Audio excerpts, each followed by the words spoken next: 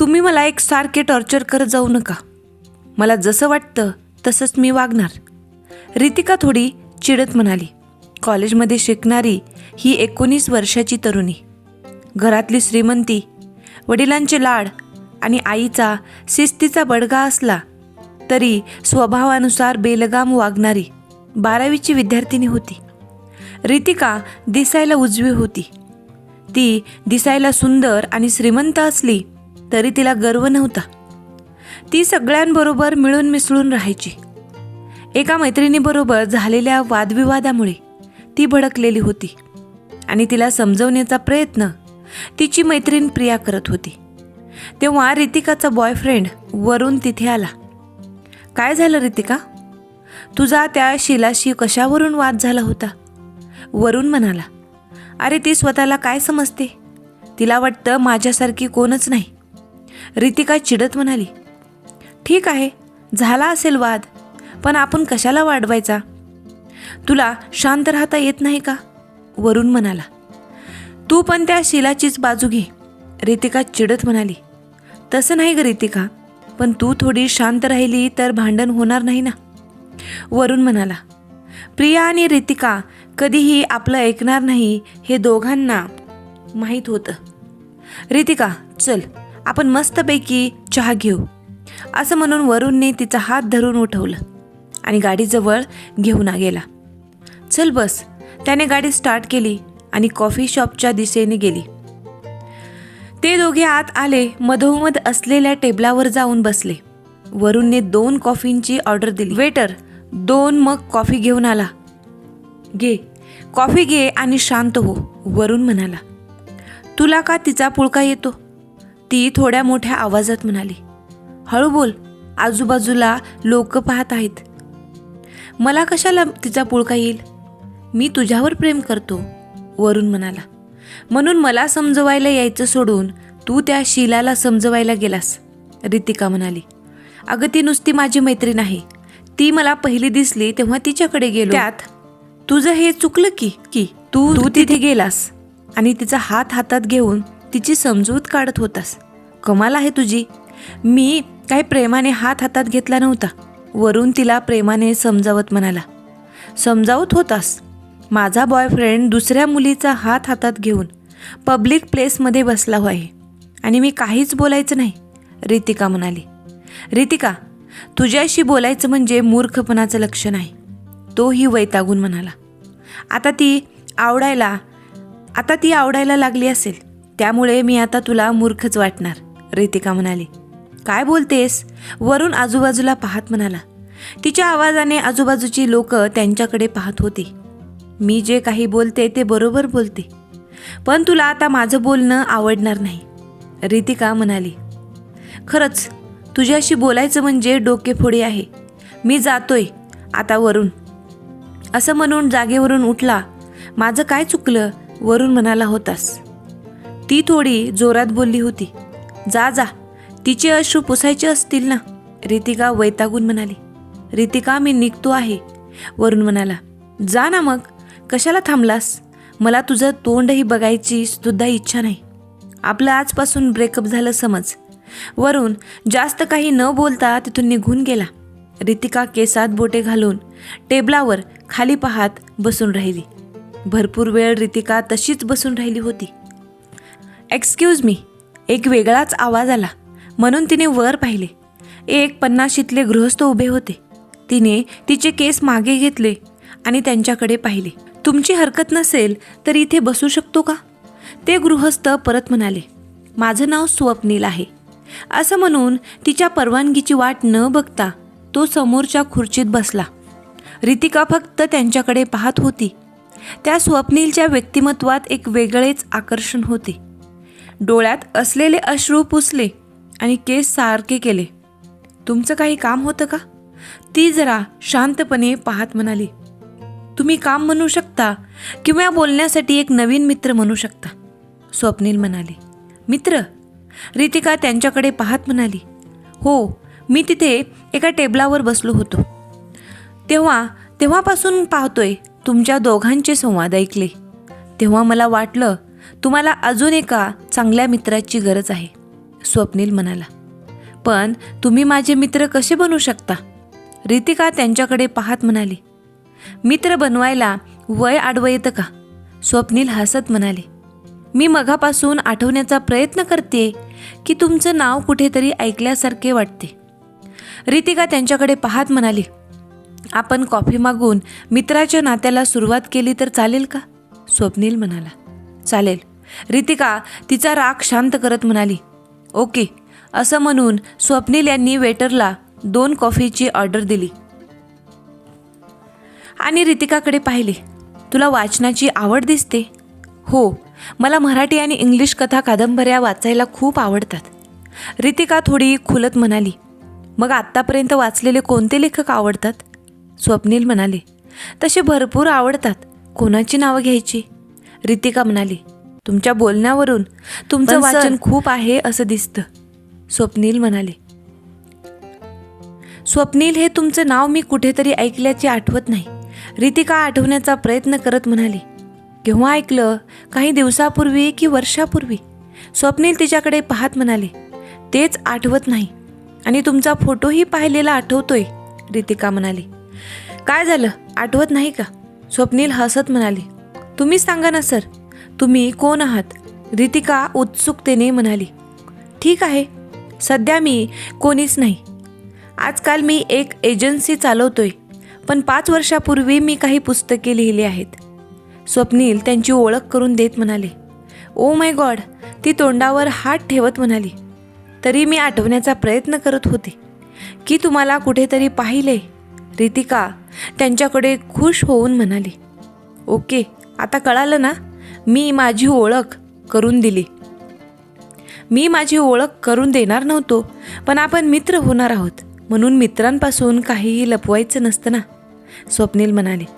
Sir, तुमची सरिता नावाची कादंबरी मी 3-4 वेळा वाचली. त्यातील नायिकेचे जीवन तुम्ही चांगल्या रीतीने उलगडले.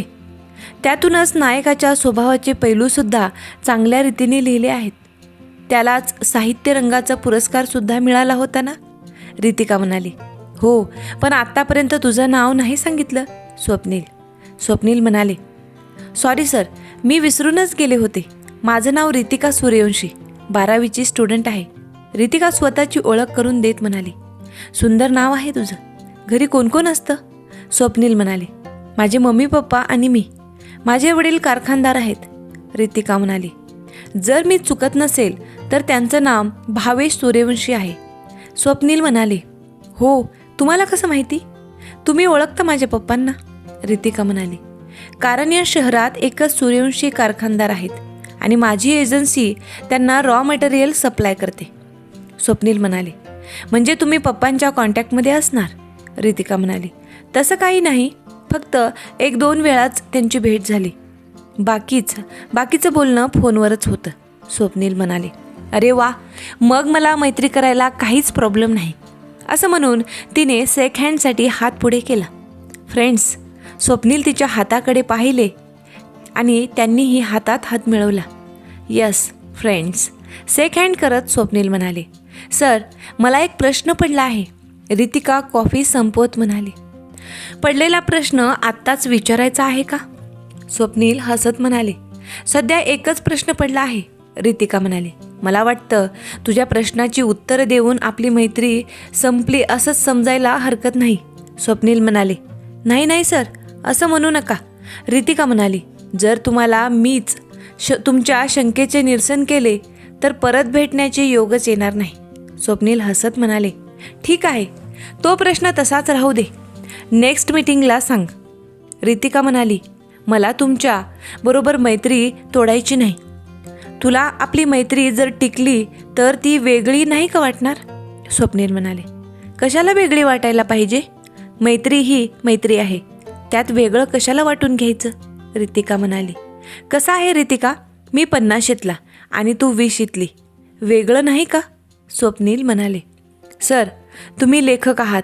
तुमच्या कल्पनाशक्ती खूप मोठ्या असतात. जे सामान्य लोक विचार करत नाहीत ते तुम्ही लेखक म्हणून विचार करतात. मग तुम्ही हा का नाही विचार करत की मैत्रीला वय नसतं? रितिका म्हणाली. तुझ्या अशा बोलण्याने पुस्तकांचा प्रभाव जास्त पडलेला दिसतोय. स्वप्नील हसत म्हणाले, असं काही नाही सर. कुठेतरी वाचनात आलेलं आठवलं म्हणून बोलले. रितिका म्हणाली, मग मघाशी त्या मुलाशी का मैत्री तोडलीस? स्वप्नील म्हणाले, असं काही नाही सर, तो माझा बॉयफ्रेंड होता. रितिका म्हणाली, बॉयफ्रेंड? मग हे नातं असं पटकन कसं तोडलं? स्वप्नील, सर त्याने मला कधीच समजून घेतलं नाही. रितिका म्हणाली, मग तू त्याला समजून घ्यायचं. स्वप्नील, आपण कुठेतरी चुकलं असेल का? आपलं कुठेतरी चुकलं असेल का याचा विचार करायचा. सर जाऊ द्या ना, तो विषय आता आमचा ब्रेकअप झाला आहे. तसा मलाही त्याच्या समजवण्याचा कंटाळा आला आहे. रितिका कॉफी संपवत म्हणाली, याचा अर्थ असा की उद्या मी पण समजवण्याचा प्रयत्न केला तर माझा पण कंटाळा येईल. स्वप्नील हसत म्हणाले, नाही सर, तुमची गोष्ट वेगळी आहे. तुम्ही माझे आवडते लेखक आहात आणि आवडत्या व्यक्तींनी समजवलेली गोष्ट कधीही कंटाळवाणी होत नाही. रितिका म्हणाली, अरे वा, मग हे तू लक्षात ठेव म्हणजे झालं. स्वप्नील कॉफी संपवत म्हणाले, पण सर तरीही मला एकच सांगा, तुम्ही 5 वर्ष लिखाण का बंद केलं? रितिका म्हणाली, तुला आत्ताच सगळं जाणून घ्यायचं आहे का? म्हणजे परत भेटायचं नाही वाटतं? तसं नाही सर, पण उत्सुकता होती म्हणून विचारले. रितिका म्हणाली, आपण परत कुठे भेटायचं? इथेच की आपण? स्वप्नील म्हणाले, नाही सर, इथे आपल्याला विशेष बोलता येणार नाही, तुमच्या घरी. रितिका म्हणाली, माझ्या घरी चालेल तुला? स्वप्नील म्हणाले, का नाही चालणार? त्या निमित्ताने तुमचे घरही बघता येईल. मी शहराच्या बाहेर निसर्गाच्या सानिध्यात घर आहे माझं. असं म्हणून स्वप्नील यांनी खिशातले व्हिजिटिंग कार्ड काढून देत म्हणाले, ठीक आहे, किती वाजता येऊ? रितिका मोठ्या उत्साहात म्हणाली, उद्याच ये. उद्या रविवार आहे, सुट्टीचा वार आहे. बाकी मी चिकन चांगलं बनवतो, जेवायलाच ये. स्वप्नील म्हणाले, तुमची मिसेस असेल ना घरी? रितिका म्हणाली, तू घरी ये, तुझ्या सगळ्या प्रश्नांची उत्तरं मिळतील. बिल देऊन ते उठले आणि बाहेर आले. तुमच्याकडे गाडी आहे की मी सोडू? गाडी आहे, पण कॉलेजमध्ये, कारण येताना मी त्या वरूनच्या गाडीवरून आले ना. रितिका म्हणाली, ठीक आहे, मी तुला कॉलेजला ड्रॉप करतो. असं म्हणून स्वप्नीलने गाडी काढली आणि कॉलेजच्या दिशेने निघाले. कॉलेजवरून ती सरळ घरी आली. ती खूप आनंदात होती. घरात आल्यावर ती कोचावर डोळे मिटून बसली. तेव्हा तिची आई किचनमधून बाहेर आली. रितिकाला पाहून तिच्यासमोर येऊन उभी राहिली. रितिका, काय ग, आज लवकर कशी आलीस? तब्येत तर बरी आहे ना तुझी? तिच्या आईने, शारदाने रितिकाच्या कपाळाला हात लावून बघितला. ताप तर नाही? अगं, आज कशी लवकर आलीस? की परत कॉलेजमध्ये कोणाशी भांडण केलंस? कधीही लवकर न येणारी मुलगी आज लवकर आलेली पाहून तिला आश्चर्य वाटलं होतं. तसं काही नाही ग, आज मी खूप आनंदात आहे. रितिका खुशीत म्हणाली. खुशीत? रितिका, तू आणि खुशीत? शारदा म्हणाल्या. हो मम्मी, आज माझ्या आवडत्या लेखकाची भेट झाली, स्वप्नील त्यांचं नाव. आईकडे पाहत रितिका म्हणाली, मला त्या तुमच्या पुस्तकांचे आणि लेखकांचं काही कळत नाही. तुला भेटले ना तेवढं पुरे आहे. हॉलमध्ये असलेली छोटी मोठी कामं करत त्या म्हणाल्या. अगं मम्मी, ते पप्पांना पण ओळखतात. आपल्या कारखान्यात ते रॉ मटेरियल सप्लाय करतात. ती मोठ्या उत्साहाने म्हणाली. ते सर्व ठीक आहे, पण आता अभ्यासाकडे लक्ष दे. हे 12वीचं वर्ष आहे. शारदा मुलीच्या काळजीने म्हणाल्या. अगं, आता तर कॉलेज चालू झालं आहे ना, परीक्षेला खूप वेळ आहे अजून. रितिका थोडी चिडत म्हणाली. अजून वेळ आहे असं म्हणतच परीक्षा समोर येऊन उभी राहते. काम करता करता शारदा म्हणाल्या, मम्मी करीन ना अभ्यास, एकसारखं त्याच विषयावर कशाला येतेस? रागात येऊन ती उठून म्हणाली आणि तिच्या रूममध्ये निघून गेली.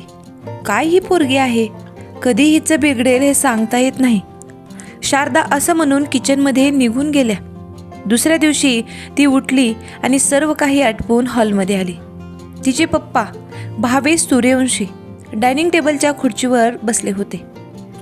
अरे, आज माझं कोकरू लवकर कसं उठलं? सूर्य पश्चिमेला उगवला की काय? तिला येताना पाहून भावेश म्हणाले, काय पप्पा, आज कुठे लवकर उठली तर तुम्ही टॉन्ट मारायला लागलात. मी ती बाजूच्या खुर्चीत येऊन बसत म्हणाली, मम्मी भूक लागली आहे, लवकर खायला घेऊन ये. ते किचनकडे ती पाहत म्हणाली, आणते ग, थोडा धीर धर. किचनमधून शारदा म्हणाल्या, रितू बेटा, काल तुझी मम्मी सांगत होती की तुझ्या आवडीच्या लेखकांची भेट झाली. नाश्ता करत भावेश म्हणाले, हो पप्पा, त्यांचं नाव स्वप्नील आहे. तेवढ्यात शारदा नाश्ता घेऊन आल्या. स्वप्नील, मी यांना कुठेतरी भेटलो आहे. भावेश म्हणाले, ते तुम्हाला ओळखतात, आपल्या कारखान्यात रॉ मटेरियल सप्लाय करतात. रितिका म्हणाली, बरोबर, त्यांची 1-2 वेळा भेट झाली होती, पण प्रसिद्ध लेखक असतील असं कधीच वाटलं नाही. भावेश म्हणाले, हो पप्पा, त्यांची एकदम साधी राहणी आहे, ते प्रसिद्धपासून दूरच असतात. रितिका नाश्ता करत म्हणाली, हो, ते बोलताना एकदम साधे वाटत होते. भावेश म्हणाले, आता तुला भूक लागली होती ना, अगोदर नाश्ता कर, नाहीतर थंड होईल.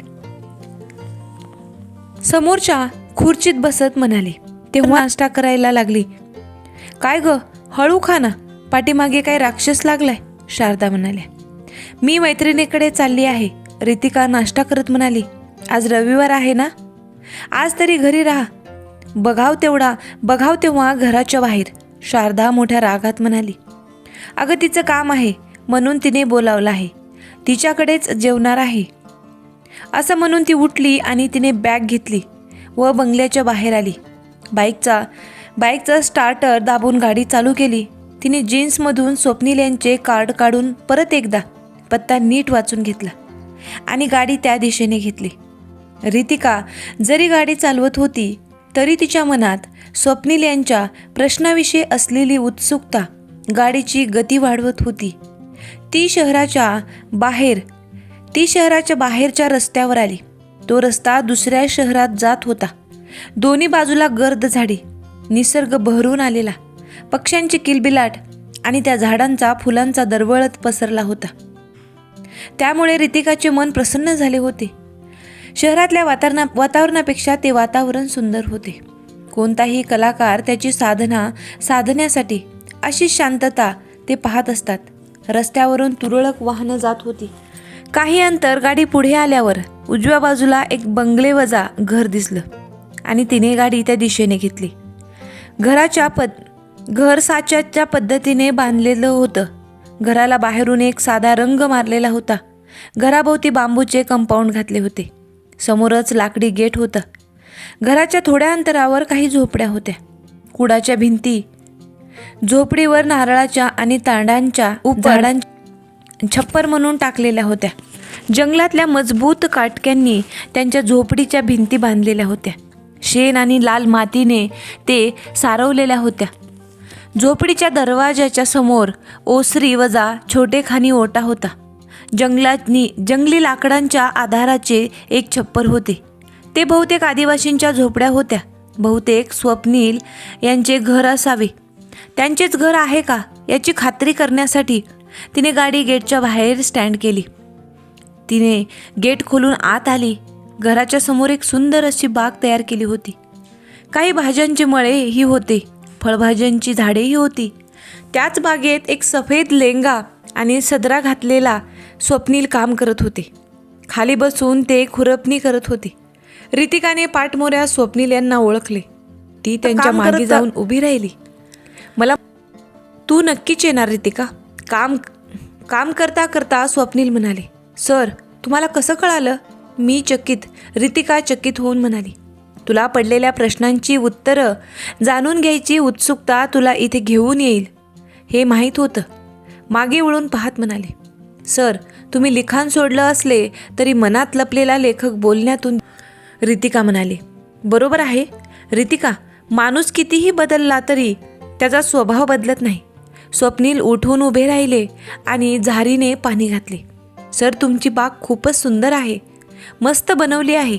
रितिका बागेवरून नजर फिरवत म्हणाली. रितिका, माझ्या या एकांतातल्या सोबती आहेत. हेच मला जगायला शिकवतात. त्या रोपांवरून प्रेमाने हात फिरवत ते म्हणाले. खूप प्रेम दिसतं झाडांवर. रितिका झाडांकडे पाहत म्हणाली. रितिका, ही झाडे, वनस्पती मानवाला, प्राण्यांना जगण्याचे माध्यम आहे. त्यांच्यावर आपण प्रेम केले की ते सुद्धा आपल्यावर प्रेम करतात, स्वप्नील म्हणाले.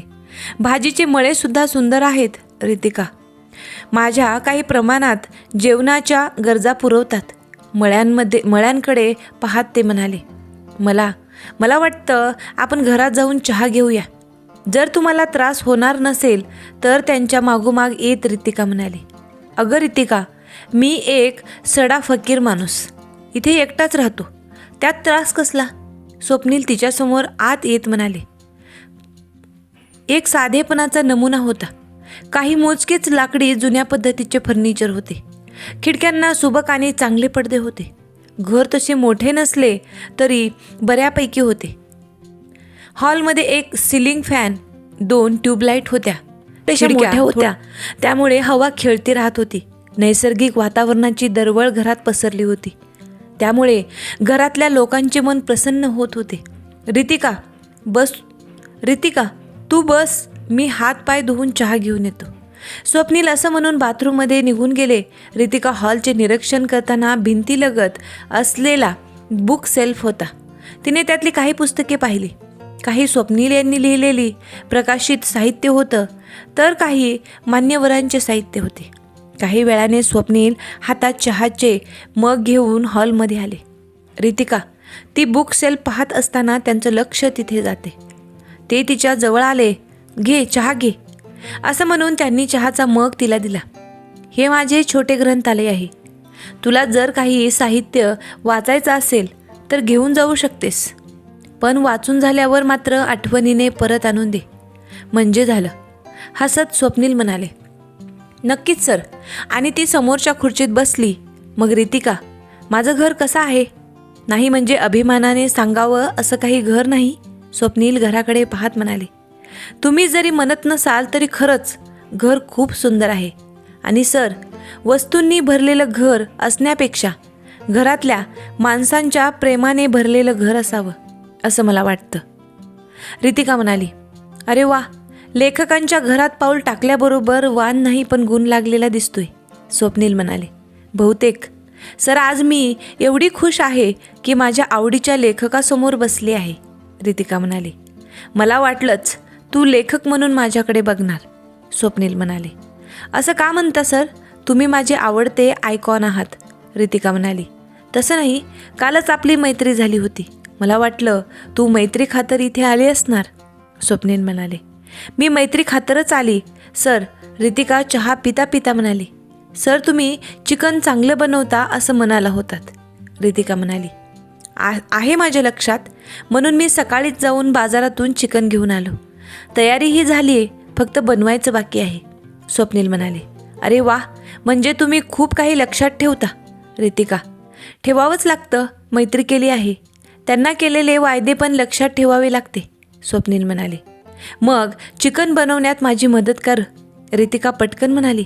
तुला जेवण बनवता येतं? स्वप्नील आश्चर्य व्यक्त करत म्हणाले. नाही तर काही विशेष नाही, पण आई म्हणू लागायची म्हणून थोडीफार शिकले, रितिका म्हणाले. मग तुझ्या आईचं बरोबर आहे, तिने तुझ्या भविष्याचा विचार करूनच तुला शिकवलं असणार. नाहीतरी आजकालच्या मुली करिअर करताना किचन कसं दिसतं हे सुद्धा माहीत नसतं, स्वप्नील हसत रिकामा झालेला चहाचा मग टेबलावर ठेवत म्हणाले. तुमचं बरोबर आहे सर, सासरी जेवण बनवण्याची वेळ आली की ते बनवायला लागणारच, रितिका म्हणाली. पण आजकालची परिस्थिती तशी नाही, आजकाल स्त्रियासुद्धा पुरुषांच्या बरोबरीने काम करत असतात, स्वप्नील म्हणाले. आणि रितिका दोन्ही चहाचे मग घेऊन उठते. अगं रितिका ठेव, मी नंतर उचलतो, ते म्हणाले. अहो सर, मी ठेवते ना, तेवढंच तुमचं किचनसुद्धा बघायला मिळेल, असं म्हणून ती आत निघून गेली. स्वप्नील पण तिच्या मागोमाग येतात. किचनमध्ये ही मोजकीच भांडी होती. तिने किचनच्या ओट्याला असलेल्या सिंकमध्ये ते चहाचे मग विसळायला घेतले होते. मला माहिती आहे तुला काय जाणून घ्यायचं आहे, स्वप्नील मॅरिनेशनसाठी ठेवलेले चिकन पाहत म्हणाले. मग सांगत का नाहीत, रितिका म्हणाली. मग विसळत म्हणाली. सांगतो ना, कसली घाई आहे, स्वप्नील म्हणाले. जेवणाला तसा वेळ आहे, आपण बाहेर बसून बोलूया का, स्वप्नील म्हणाले. चला आपण बाहेर जाऊया, असं म्हणून ती बाहेर आली आणि बाजूच्या खुर्चीवर बसत, चल मी तुला सांगतो असं म्हणून ते समोरच्या खुर्चीत बसत म्हणाले. रितिका ही मोठ्या उत्सुकताने त्यांच्याकडे पाहत राहिली. ठीक आहे, ऐक तर, मला कॉलेजपासून लिहिण्याची सवय होती, पण छोट्या छोट्या कथा, एकांकिका लिहित होतो. माझ्याच कॉलेजमध्ये श्वेता नावाची एक मुलगी होती. तिला ही माझ्यासारखीच लिहिण्याची आवड होती. आवडीमुळे आम्ही एकत्र आलो आणि आमच्यात प्रेमही निर्माण झाले. कॉलेज संपल्यानंतर मी नोकरी शोधण्याबरोबर लिखाणाचा छंद जोपासत होतो. त्यात ही करिअर करण्याचं पाहत होतो. माझ्या कथा, लेख पेपर, मासिकातून, साप्ताहिकातून छापून येत होत्या. त्यातून मिळणाऱ्या मानधनातून मी घर चालवायचो प्रयत्न करत होतो. पण सर, त्यावेळी तुमच्या घरात कोण कोण होतं? रितिका म्हणाली. माझी विधवा आई आणि मी. घरची परिस्थिती तर एकदम हालाकीची होती. त्यामुळे मी जे काही काम करत होतो त्यावरच घर चालत होतं, स्वप्नील म्हणाले. पण सर, त्या श्वेता मॅम कुठे आहेत? म्हणजे पुढे काय झालं? रितिका उत्सुकतेने म्हणाली. मला माहिती आहे, माझ्यापेक्षा श्वेताचं काय झालं याची उत्सुकता तुला लागली आहे. असं म्हणून स्वप्नील जागेवरून उठले आणि टेबलावरचे सिगारेटचे पॅकेट घेऊन तिला, I don't mind, go ahead, Ritika म्हणाली. त्यांनी सिगारेट शिलगावली. श्वेताने तिच्या खर्चाने माझ्या लिहिलेल्या कथांचे पुस्तक प्रकाशित केले. त्यानंतर ती प्रत्येक वेळी मला पुस्तक प्रकाशित करायला मदत करत होती. परंतु आमच्या दोघांमधले अंतर मात्र मी ओळखून होतो, कारण तिच्या आईवडिलांचा आमच्या प्रेमाला खूपच विरोध होता. आणि एके दिवशी मला कळालं की श्वेताच्या वडिलांनी सर्व प्रॉपर्टी विकून अमेरिकेत कायम स्थायिक झाले. पण तोपर्यंत मी लेखन क्षेत्रात स्थिर झालो होतो. त्यानंतर माझी आई ही देवाघरी गेली आणि मी एकटाच राहिलो. शहरातला गदारोळ मला आवडत नव्हता, म्हणून ब्रह्मचारी राहून गेलो. असं म्हणत त्यांनी सिगारेट विझवली. सॉरी सर, 5 वर्ष तुम्ही कोणत्या ट्रेसखाली गेला होतात याची मला कल्पना नव्हती. नाहीतर मी ही जुनी जखम उघड केली नसती, रितिका म्हणाली. अशीच बोलणी चालू राहून त्यांनी जेवण आटपून घेतलं. त्याच आनंदात रितिका घरी जायला निघाली. घरी आल्यावर ती मोठ्या आनंदाने तिच्या रूममध्ये गेली. तिला आजचे आनंदाचे क्षण कोणाबरोबर तरी शेअर करायचे होते. तिने प्रियाला फोन करून लवकरात लवकर घरी यायला सांगितले. संध्याकाळचे 6 वाजत आले होते. रितिकाचे आई वडील तयार होऊन एका कार्यक्रमासाठी बाहेर जायला निघाले होते. तेव्हा प्रिया आत आली. बरं झालं प्रिया, तू आलीस. आम्ही जरा बाहेर जाऊन येतो. तोपर्यंत तू रितिकाबरोबर राहा, प्रियाला येताना पाहून शारदा म्हणाली. हो काकी, तुम्ही जावा, मी आहेच रितिकाबरोबर. असं म्हणून ती रितिकाच्या रूममध्ये आली. रितिका बेडवर पडून डोळे उघडे ठेवून छताकडे पाहत होती. प्रिया आत येऊन तिच्या बाजूला बसली, तरी रितिकाला अजिबात कळालं नाही. त्याच धुंदीत होती. ए रितिका, कुठच्या स्वप्नात रमून गेलीस? तिला हलवत प्रिया म्हणाली. तशी ती भानावर आली. तिने प्रियाकडे पाहिले. अरे प्रिया, तू कधी आलीस? ती उठून बसली. आत्ताच आली, पण वरूनच्या स्वप्नात रंगून गेली होतीस, प्रिया म्हणाली. कोणाचं नाव घेतलंस? कालच त्याचं आणि माझं ब्रेकअप झालं, तोंड कडवट करत ती म्हणाली. काय, वरून बरोबर ब्रेकअप केलंस? प्रिया चकित होत म्हणाली.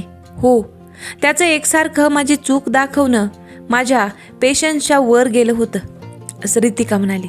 रितिका स्वप्नीलमध्ये गुंतत होती का? तुम्हाला काय वाटतंय? ती रितिका आणि स्वप्नील यांचं प्रेम असेल का? काय होईल पुढे कथेमध्ये हे पाहण्यासाठी आपल्याला पुढचा व्हिडिओ पाहावा लागेल. हा व्हिडिओ तुम्ही शेवटपर्यंत पाहिलात त्याबद्दल तुमचे मनापासून आभार. तुम्हाला हा व्हिडिओ कसा वाटला ते कमेंटद्वारे सांगायला विसरू नका. असेच नवनवीन व्हिडिओ पाहण्यासाठी व्हिडिओला लाईक करा, शेअर करा आणि आपल्या चॅनलला नक्की सबस्क्राईब करा.